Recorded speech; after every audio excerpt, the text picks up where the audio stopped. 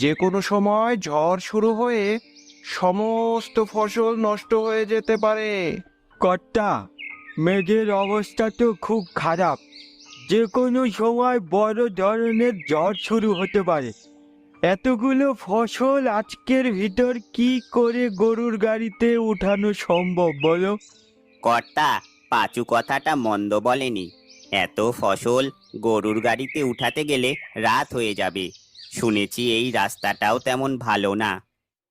তোমাদের কথা আমি বুঝতে পেরেছি, কিন্তু ফসল ফেলে এইভাবে চলে গেলে বৃষ্টিতে সমস্ত ফসল নষ্ট হয়ে যাবে যে। তাহলে তোমরা এক কাজ করো, তোমরা সমস্ত ফসল এক জায়গায় করো, আমি একাই গরুর গাড়ি নিয়ে যাত্রা করব।